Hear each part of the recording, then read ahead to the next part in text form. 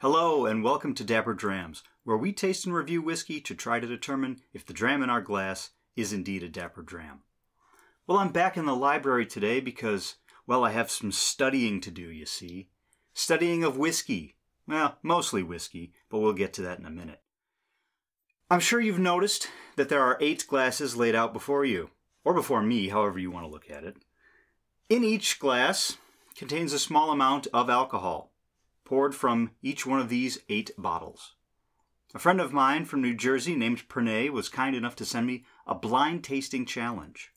He sent me these 8 bottles with a list inside. Let me read you that list right now. I happen to have it right here. First, That Boutique Whiskey Company 50-year-old blend, batch 1. 50-year-old, very nice. Thank you very much, Pranay. Second, Kirin Whiskey Fuji Sanroku, Japanese signature blend. Blended Japanese whiskey, very nice. Third, 291 Colorado American Whiskey. Casa Amigos Reposado Tequila. Like I said before, not all whiskey. Did I say that? I might have said that.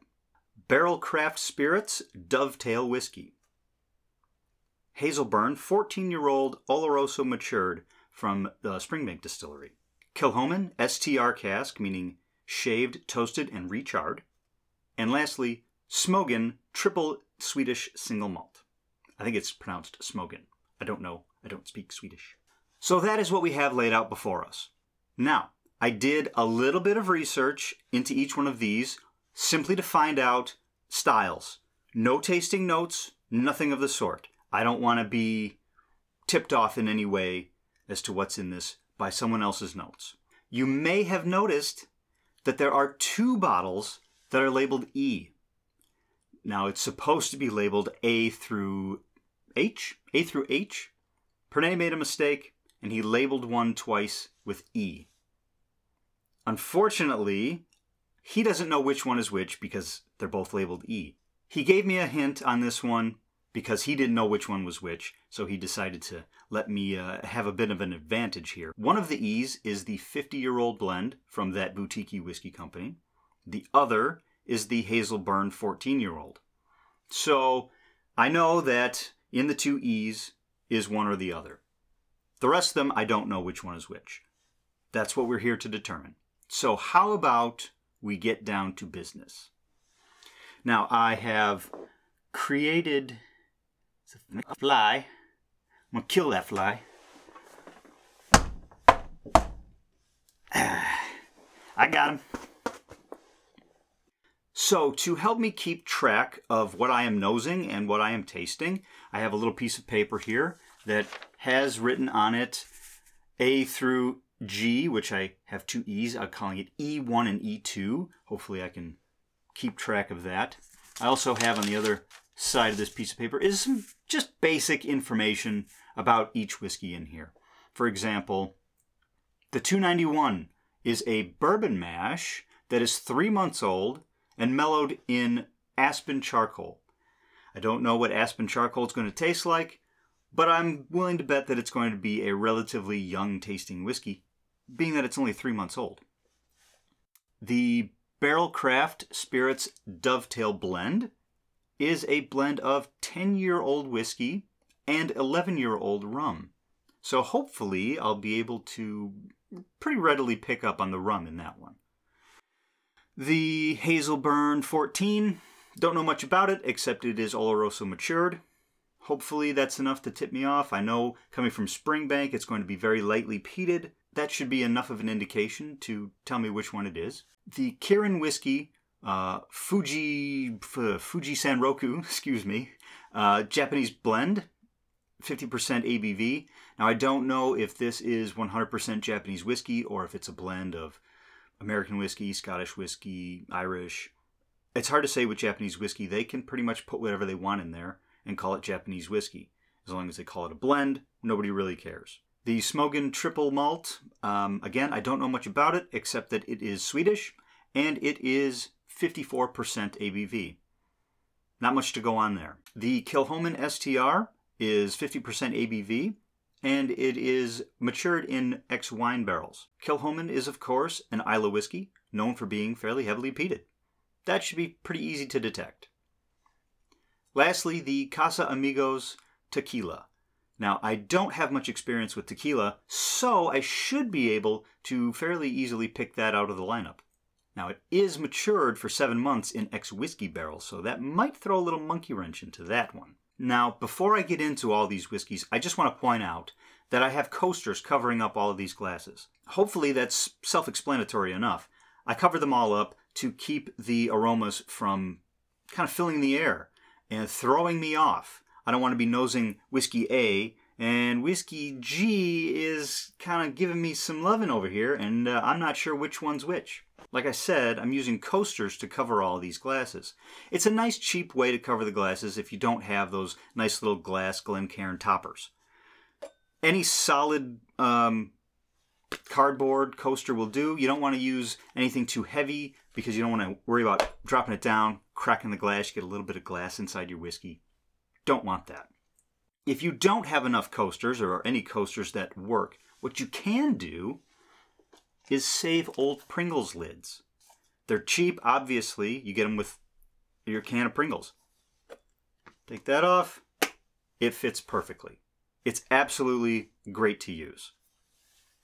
It's not very elegant, but neither are coasters, so who cares?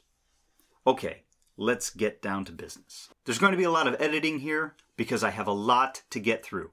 A lot of nosing, a lot of tasting. I'm sure you don't want to spend all your time watching me do that. So we'll just give you the highlights. Let's start with A, shall we? It's fairly light. Not a whole lot going on. Somewhat sweet, somewhat spirity. A little bit of wood in there. I'm going to come back to it. It's not giving me a whole lot. It's not peated, that's for sure. It does not have a very aged quality to it. Let's move on to B, shall we? That one seems like it has more age to it. Seems like it has some sherry maturation, possibly. A little fruity. Again, it's not giving me a whole lot to go on here. Possibly the Smogan, possibly the Dovetail, possibly the 291, although I don't think it's a 291 because, like I said, it feels like it has a bit more age to it. It's also a very nice color. I don't know if there's colorant added. I don't know any of these if there's colorant added, except for Kilchoman. I know they don't. Hazelburn, I know they won't. That Boutique Whiskey Company 50-year-old blend, I'm sure that won't have it because why would you add colorant to a 50-year-old blend, honestly? But anyway, that's neither here nor there.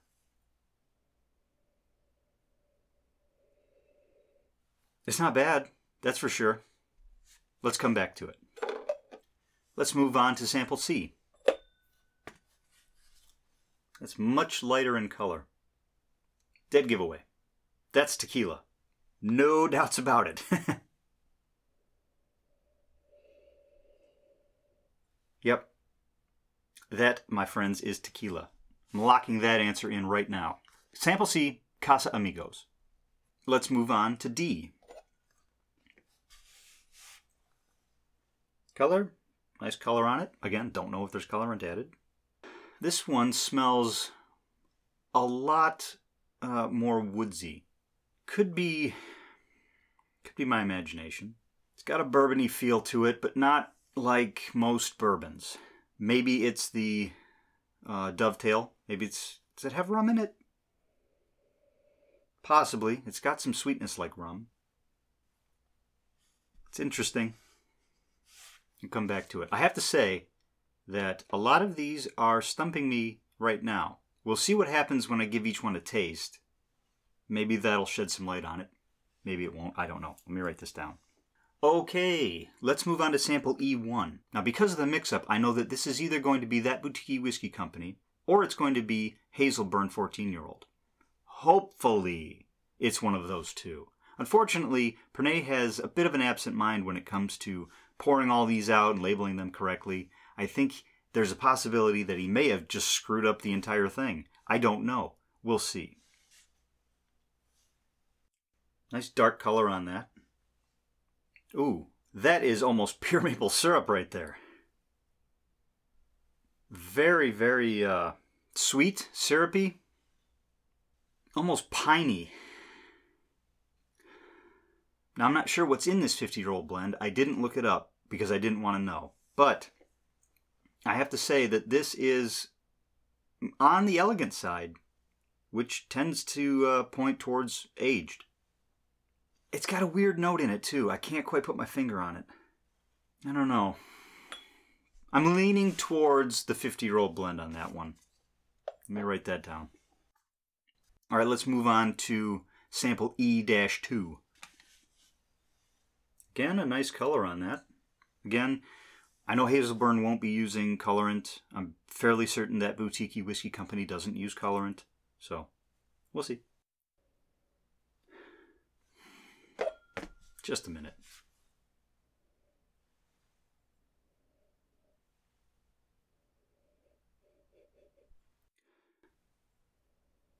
Wow, now I'm getting barbecue sauce on this one. Straight up barbecue sauce. A little vinegar.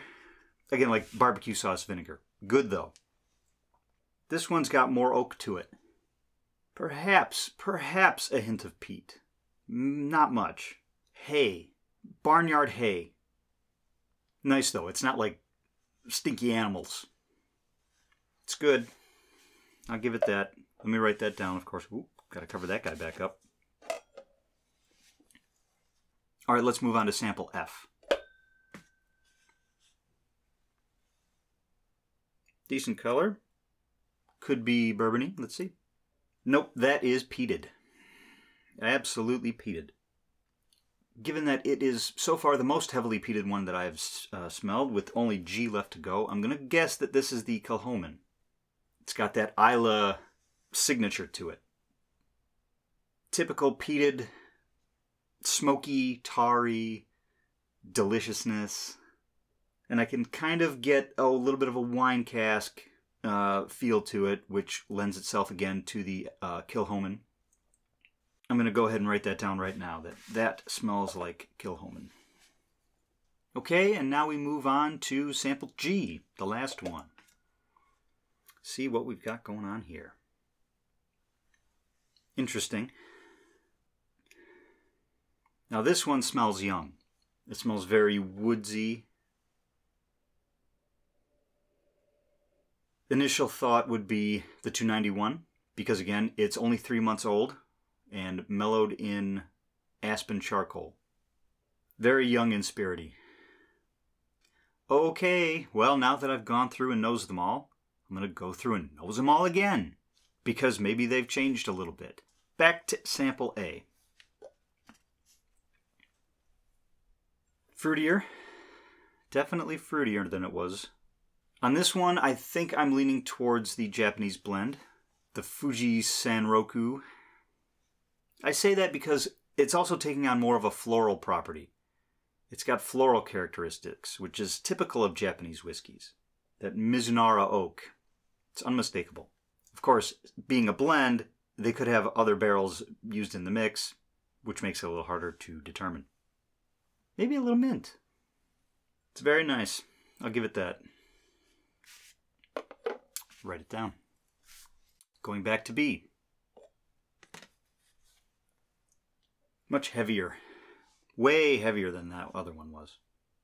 If there's no sherry or wine, other wine maturation in there, I'd be shocked. Hard to say, because again, I don't know what I'm looking for in the Swedish single malt. I also don't really know what I'm looking for in the Dovetail. Could be one of those, I'm not sure. Not going back to C because I know that's the tequila. Let's move back to D. Ooh, dropped my coaster. I got it. Not initial thoughts, but progressing thoughts on this one is that I'm thinking this might be the Dovetail, because I think there's a little bit of rum in there. Could be way off. I'm not that great when it comes to these blind challenges. I'm going to write that down, that I think that's the Dovetail. All right, let's go back to sample E1. Boy, that is thick. Really thick and sweet. But it's also, I don't know. Boy, that is just odd. That might be 50 years talking. But that is, it's strange, but it's good. It's odd. I'm not going to lie. It's odd, but it's a good odd. Worcestershire sauce. Straight up Worcestershire sauce. That's what it is. Wow. Very interesting on that one.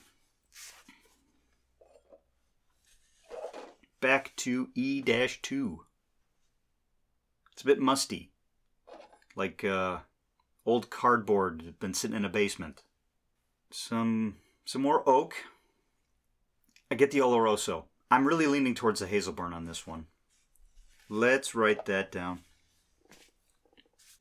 Okay, I'm fairly confident that F is the Kilchoman, but I just want to go back in and make sure that that hasn't changed at all.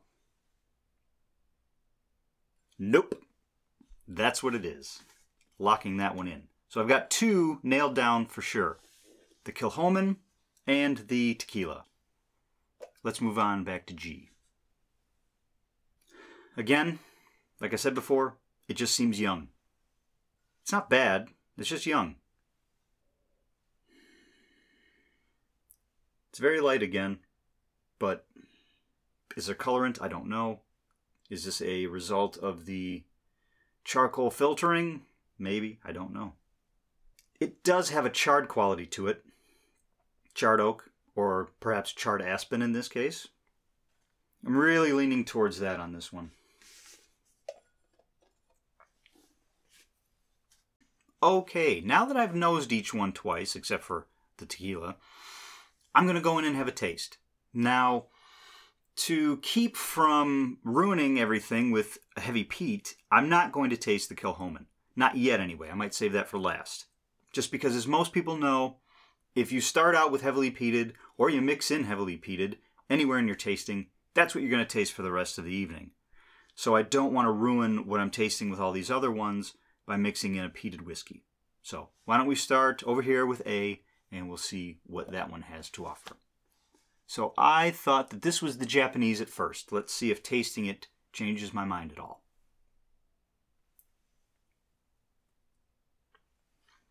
It's very oaky. Possibly that Ms. Oak. Somewhat fruity. Floral, again. A dead giveaway of Japanese whiskeys is a lot of them are very floral. Let's write that down.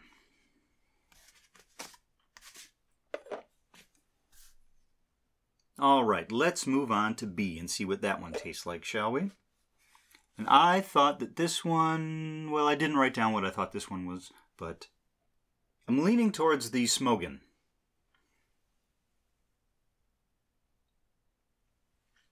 Intense fruits. Tropical fruits. There's also some sherry in there. Coconut, maybe? Mango, perhaps? Very, very good. I like it. I don't know what it is yet, but I like it. Let's cover it up and write that down. I like it. It must be blank. It's important for me to note that what you're not seeing is me taking drinks of water in between each one of these. It's important to cleanse the palate between samples because otherwise you're going to get cross-contamination on your palate. It's also good to stay hydrated. Taking a little bit of water in between each one will keep you from getting dehydrated, which leads to, of course, a hangover. We don't want that. I'm going to skip the tequila for now. I'll come back to it. I want to focus on the whiskey and not, well, maybe I will do it now. Let's just see what this tastes like. Now, again, I'm not a big fan of tequila, so it might be horrible. I don't know.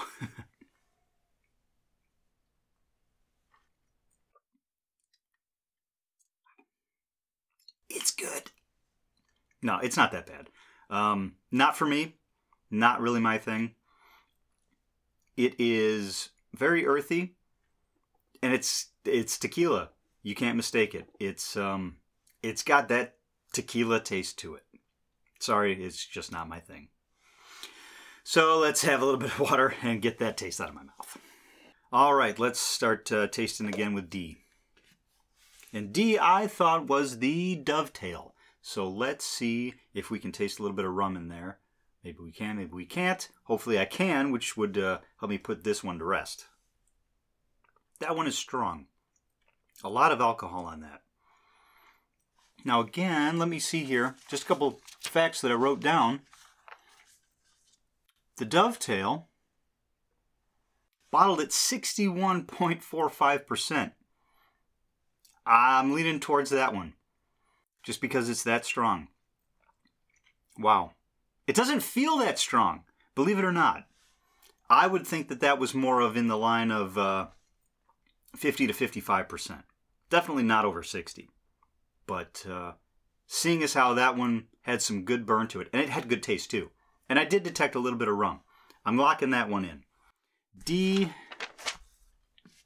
is the dovetail. So now I've got 3 locked in. I've got the tequila, I've got the whiskey and rum mix, and I've got the Kilchoman. That's it. All right, let's move on to sample E1. Now, if this is indeed the 50-year-old, I am going to hopefully enjoy it quite thoroughly. But first, I forgot to get a palate cleanser.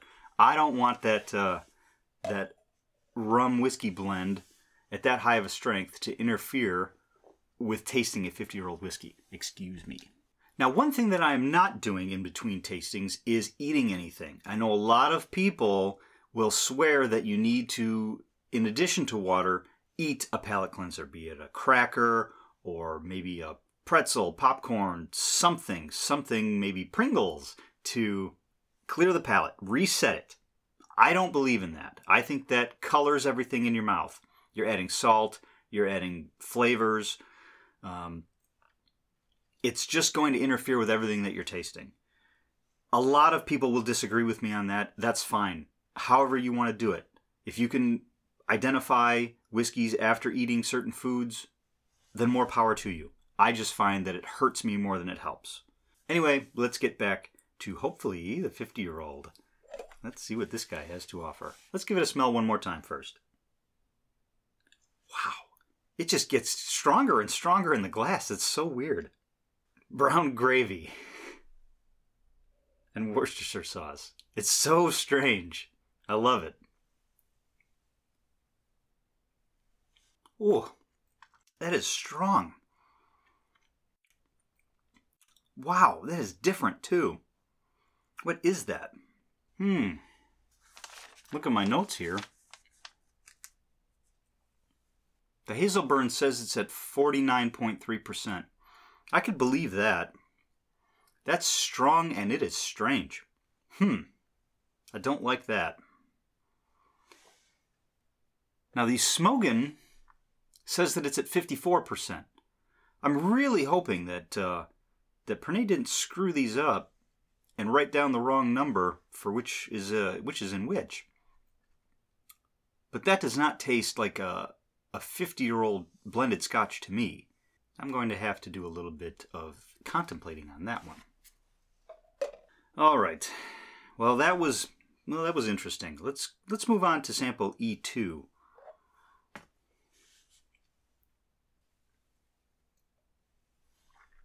Well, you see, now that one tastes, it's got more of a sherry feel to it, more of a elegant feel to it, raisins, Christmas spices. Boy, that's tough between the two of them as to which one would be the Hazelburn and which one would be the 50-year-old blend. Not as easy as I would have thought. So the 50-year-old blend is 46.6%. It's quite high for a 50, I'll give them that. They didn't get a whole lot of angel share loss. The Hazelburn, 49.3%. It's very tough to say, between the two of them, which one is which. They're pretty close in ABV. They're miles apart as far as taste goes. I'm leaning towards... Oh, geez, I don't even know at this point. Let's move on. Let's move on to G and see what we have there. A lot of wood. Piney. I don't know if aspen is a pine. I think it is.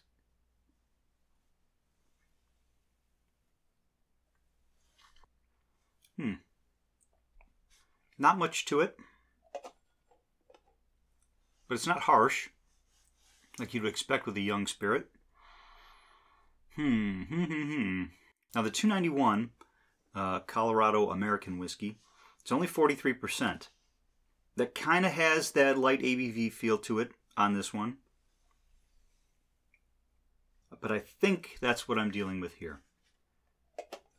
I think that's what it is. I'm going to write that down. That I think that is the 291. All right, now that I've tasted them all, I'm going to go through and taste them all again. Except the tequila. Don't like that. Not going to drink that. I'm also not going to drink the Kilchoman like I didn't last time. Like I also didn't. Like I said, I don't want heavy peat interfering with what I'm tasting. Although, it seems like there's a lot of sherry influence going on here. Maybe I do need the peat to break things up a bit. We'll see. Let's go back to A. And I thought that this was the Japanese blend. Still coming across that way, although it does have more of a bourbony feel to it, like an American whiskey. I don't know. A little bit of licorice, fennel. See, I'm getting conflicting tastes here. Now it has more of a bourbon feel to it. It also has only what I could describe as a little bit of sherry to it. Maybe there is something to eating between tastings. Everything's sort of blending together. I think I need to find something that will help cleanse the palate between each one. Something light, not flavorful at all, maybe a saltine cracker.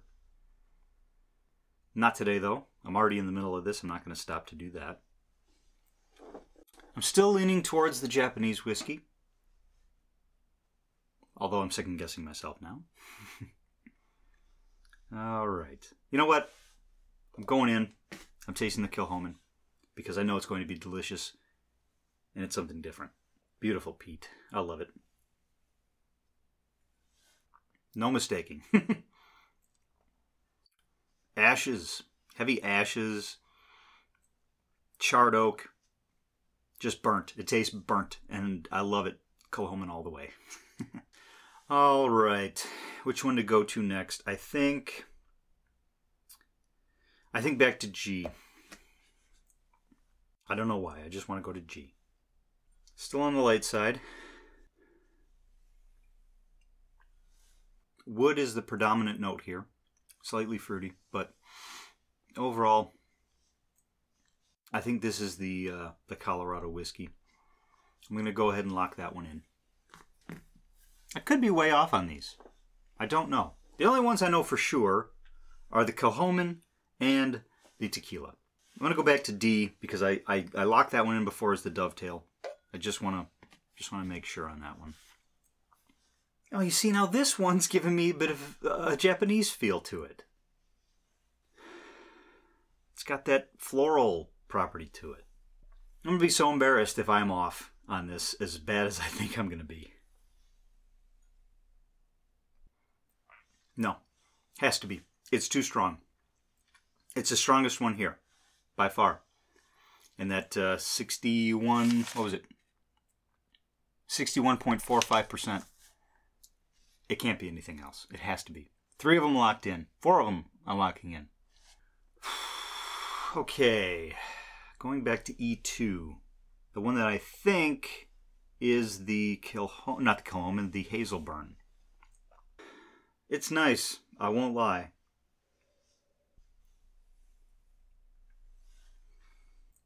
Strong Oloroso, for sure. Chocolate. Definitely chocolate. Berries. Like chocolate raspberry or blackberry. Let's write it down. Ooh. Bit of a coffee note. Nice. Okay, let's move away from the heavy sherry and let's go to B.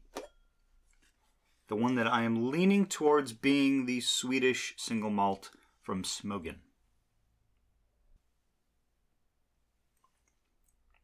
Again, intensely fruity. With those tropical fruits. Perhaps some kiwi. Like kiwi mixed in with other fruits like pineapple or possibly, like I said, mango before. Papaya, maybe. Thick, syrupy. It's good. That's no question there. It's good. But is it Swedish? Is it Japanese? I'm going with Swedish. And to help reduce the runtime here, I'm going to lock that one in as Swedish. There. Locked it in. What's left? Well, if that one is the Swedish, then A must be the Japanese. So we will lock that one in. So the last ones to figure out are E1 and E2. The ones that I didn't think would be this hard to figure out. I figured surely a 50-year-old blend would jump out as 50-year-old. And it wouldn't be easily confused with a 14-year-old. Okay, let's go back and taste, what do we want? E2, I think. That's E2? Yes, that's E2. Okay.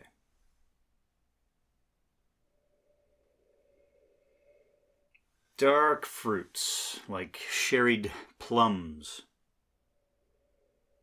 raisins. You definitely like it. It's got a burn to it, but that could be palate fatigue at this point in the game. I've tasted a lot, so that could be what that is.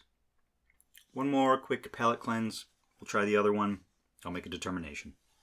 All right, back to E1.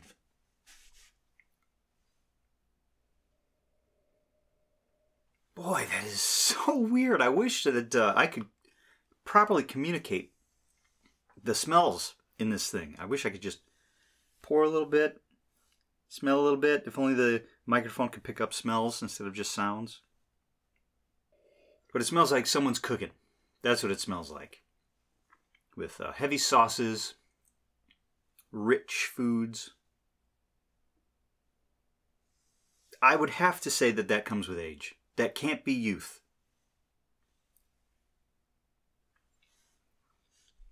Boy, that is so weird. I wish this microphone could pick up tastes as well. It's so strange. I've never tasted a whiskey that tastes like that. But I'm going to have to go ahead and go with my gut on this one and say that E1 is the 50-year-old blend from that boutique whiskey company, and E2 is the Hazelburn 14-year-old. Now I'm going to have to email my friend Pranay and find out which ones were which. So I will come back momentarily, and I will let you know how I did. Okay then. Be back in a minute. And we're back. I have the results of the blind challenge issued to me by my friend Pranay. I emailed him with what I determined to be the results. Let me run those down once more. My cheat sheet here. I said that Glass A contained the Japanese whiskey, the Fuji Sanroku blended. That B contained the Smogen triple distilled Swedish single malt. C was the Casa Amigos Reposado tequila. I said that D was the Dovetail, which was a blend between 10-year-old whiskey and 11-year-old rum. I said that E1 was the 50-year-old blend from that boutique whiskey company. E2 was the Hazelburn 14-year-old. F was the Kilchoman STR cask. And G was the 291 Colorado American whiskey. Now, what he claimed was that A was the Japanese blended whiskey. That was correct. He also says that B was the Kilchoman. I do not agree with that. He says that C was the tequila. Got that right. D, the 291. Don't agree with that. It was way too hot.